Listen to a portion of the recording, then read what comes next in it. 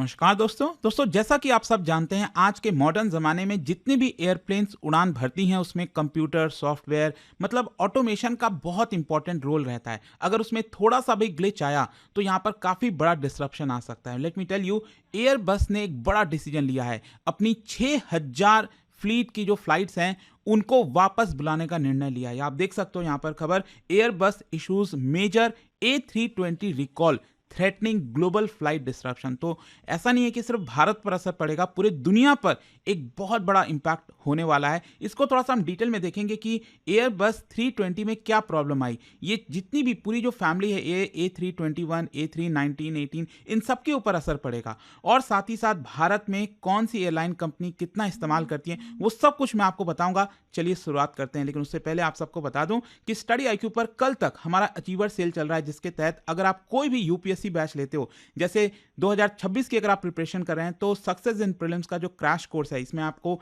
ये सारे फीचर्स मिलेंगे, या फिर 2027-28 का लॉन्ग टर्म प्रिपरेशन करना चाहते हैं जिसमें प्रीलिम्स मेंस इंटरव्यू सब कुछ की तैयारी कराई जाती है, सभी के लिंक कमेंट सेक्शन में दिए हुए हैं। यूज करिए कोड अंकित लाइव मैक्सिमम डिस्काउंट के लिए, और ये फोन नंबर दिया है, आप इस पर कॉल कर सकते हैं, मेरी टीम आपको अच्छे से गाइड कर देगी। चलिए शुरुआत करते हैं। पहले थोड़ा सा बैकग्राउंड देख लेते हैं कि हुआ क्या है और क्यों एयरबस ने इतना बड़ा निर्णय लिया है। देखो, एयरबस ने अनाउंस ये किया है कि हम मेजर ग्लोबल सेफ्टी एक्शन ले रहे हैं ताकि A320 फैमिली जो एयरक्राफ्ट हैं, इसमें जितने भी ये आते हैं A318 319 320 321 321 नियो, मतलब जितने भी A320 फैमिली के एयरक्राफ्ट हैं उन सब के ऊपर एक्शन लिया गया, उनको रिकॉल किया गया है। एक्चुअली हुआ क्या था मैं आपको बताता हूं। 30 अक्टूबर को लगभग एक महीने पहले एक A320 की फ्लाइट थी जेट ब्लू कंपनी की, और ये आप देख सकते हो ये उड़ान भरा था आपका कनकुन, जो कि मैक्सिको में आपको देखने को मिलेगा। ये शहर है कनकुन, और वहां से ये उड़ान भरी थी न्यूयॉर्क के लिए। न्यूयॉर्क नहीं, न्यूयॉर्क के जस्ट बगल में एक छोटा सा शहर है न्यूयॉर्क, तो वहां के लिए उड़ान भरी थी। और उसमें सडनली ये देखा गया कि जो एयरक्राफ्ट का नोज है वो अचानक से डाउन हो गया, नीचे की तरफ हो गया। थोड़ा सा मैं आपको बताता हूं। ये एयरक्राफ्ट अगर आप देखोगे तो जो आगे वाला हिस्सा होता है इसको नोज कहते हैं। तो क्या होता है कि आपने देखा होगा जब भी एयरक्राफ्ट उड़ान भरती है, टेक ऑफ करती है, तो नोज ऊपर की तरफ जाता है ताकि उड़ान भर सके, राइट। और जब एयरक्राफ्ट को लैंडिंग करना होता है, नीचे की तरफ आना होता है ग्राउंड की तरफ, तो इसका जो नोज है वो नीचे की तरफ होता है ताकि डिसेंड कर सके। लेकिन अगर मान लो कोई ग्लिच हुआ, कोई प्रॉब्लम हुआ, कई बार जो एयरक्राफ्ट के इंसिडेंट्स हुए हैं उसमें अक्सर ये देखा गया है कि जो नोज है वो अचानक से नीचे की तरफ चला जाता है सडन, और जिसकी वजह से जो आपका हाइट है अचानक से गिर जाता है और कई बार क्रैश हो जाता है। तो इस तरह की कई बार चीजें देखी गई। तो ये वाला जो फ्लाइट था जो कनकुन से न्यूयॉर्क की तरफ जा रहा था, तो उसमें अचानक से जो नोज है वो अपने आप नीचे की तरफ चला गया। मतलब जो एल्टीट्यूड होता है उसमें अचानक से बड़ी गिरावट हुई, जिसकी वजह से पैसेंजर्स को काफी इश्यूज भी आए थे, कई पैसेंजर्स इंजर्ड भी हुए थे। तो जाहिर सी बात है कि अगर ऐसा इंसिडेंट हुआ तो इसको लेकर इंक्वायरी होनी चाहिए। तो यहाँ पर एयरबस और जो रेगुलेटर है उन्होंने इन्वेस्टिगेशन स्टार्ट किया कि आखिरकार क्या प्रॉब्लम हुई, किस वजह से ये पर्टिकुलर इंसिडेंट हुआ था। और इसी की वजह से मैं आपको बता दूं, अब पता चला है कि एक स्पेसिफिक प्रॉब्लम आया था सॉफ्टवेयर में। ये सॉफ्टवेयर का नाम है ELAC, elevator and aileron computer. ये जो सॉफ्टवेयर है ELAC, ये क्या करता है कि जो फ्लाइट का पाथ है उसको कंट्रोल करके रखता है, फ्लाइट का जो पिच है, रोल है, तो स्टेबलाइज करके रखता है।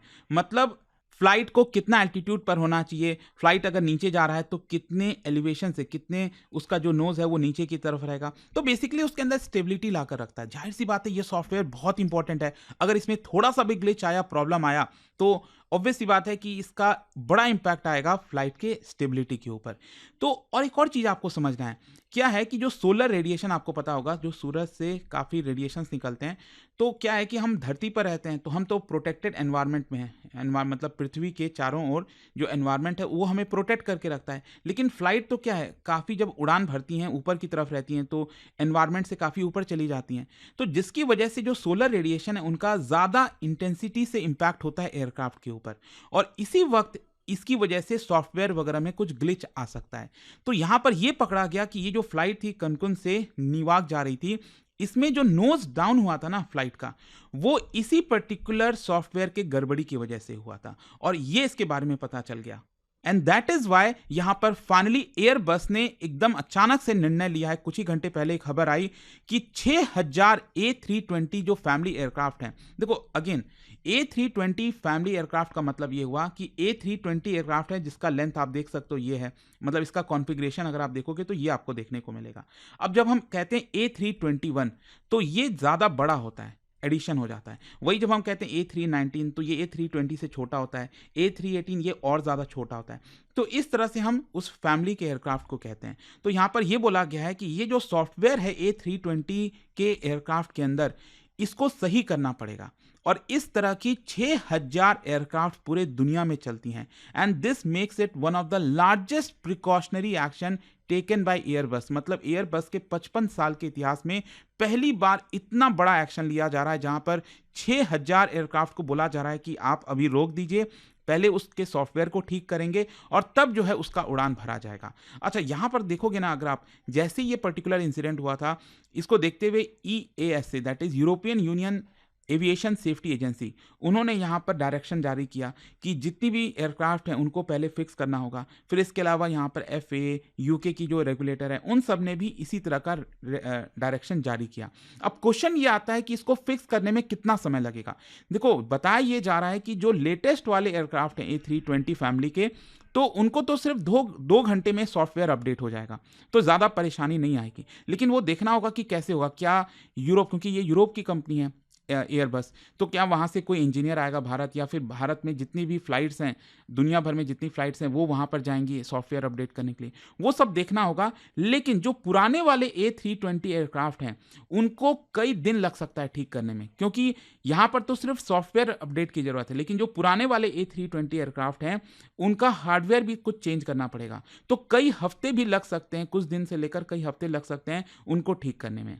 और इसलिए अगर आप देखोगे तो दुनिया भर की मेजर जो एयरलाइंस हैं, जो एयरबस A320 के फ्लाइट्स ऑपरेट करते हैं, उनके ऊपर बड़ा इंपैक्ट आने वाला है। जैसे इंटरनेशनल एयरलाइंस की बात करें तो अमेरिकन एयरलाइंस, लुफ्थांसा हो गया, विज एयर हो गया, एवियनका हो गया, जेट ब्लू हो गया, कतर एयरवेज हो गया, ये सभी A320 के फ्लाइट्स इस्तेमाल करते हैं। भारत में आप देखोगे तो जितनी भी एयरलाइन कंपनीज हैं वो इस्तेमाल करती हैं। जैसे मैं आपको बता दूं, इंडिगो दुनिया में सबसे ज़्यादा A320 का ऑपरेटर ये खुद इंडिगो है। तो सोच सकते हैं कि भारत में इसका कितना इंपैक्ट आने वाला है। इसके अलावा एयर इंडिया हो गया, एयर इंडिया एक्सप्रेस हो गया, विस्तारा भी यूज करता है A320 नियो फ्लीट, और वो आपका एयर इंडिया के अंदर ही मर्ज हो गया, आप सब जानते हैं। तो भारत में अगर मैं आपको बताऊं तो इंडिगो अगर आप देखोगे तो A320, A320 neo, A321 neo, इन सब के ऊपर इंपैक्ट आएगा। और इंडिगो के पास A320 फैमिली के लगभग 370 एयरक्राफ्ट हैं। एयर इंडिया की अगर हम बात करें, विस्तारा को मिला दें अगर हम, तो यहां पर 127 एयरक्राफ्ट हैं A320 फैमिली के, और एयर इंडिया एक्सप्रेस के करीब 40 के आसपास एयरक्राफ्ट हैं। मतलब इन सभी के ऊपर इंपैक्ट आएगा। रेगुलेटर ने यह कहा है, एयरबस ने यह कहा है कि पहले ये सॉफ्टवेयर अपडेट होना चाहिए, इसको, इसके जो ग्लिच हैं उसको ठीक किया जाएगा, तब ये एयरक्राफ्ट उड़ान भरेंगी। तो इसकी वजह से सोचिए, यहाँ पर कई लोगों का जो प्लान होगा, हॉलीडेज प्लान होंगे, लोगों का टिकट्स पहले से बुक होगा, तो इसकी वजह से काफ़ी बड़ा डिसरप्शन आ सकता है। और यही बोला जा रहा है कि अगले कुछ दिनों तक यहाँ पर जो एविएशन सेक्टर है, एयरलाइंस हैं, उनमें डिलेज, कैंसिलेशन आपको देखने को मिल सकता है। और जो लो कॉस्ट कैरियर है, स्पेशली इंडिगो हो गया, जो सबसे ज़्यादा इस्तेमाल करती है एयरक्राफ्ट का, A320 का, तो उनके ऊपर तो और ज़्यादा इंपैक्ट आएगा। और इसीलिए पैसेंजर्स को यही एडवाइस किया जा रहा है कि आप जो फ्लाइट की टिकट बुक की हो, एक बार गूगल में सर्च कर लीजिए कि वो फ्लाइट कौन सी है, क्या वो A320 फैमिली का कोई है या फिर कोई दूसरा है तो कोई ऐसा प्रॉब्लम नहीं आनी चाहिए। लेकिन A320 का है तो डेफिनेटली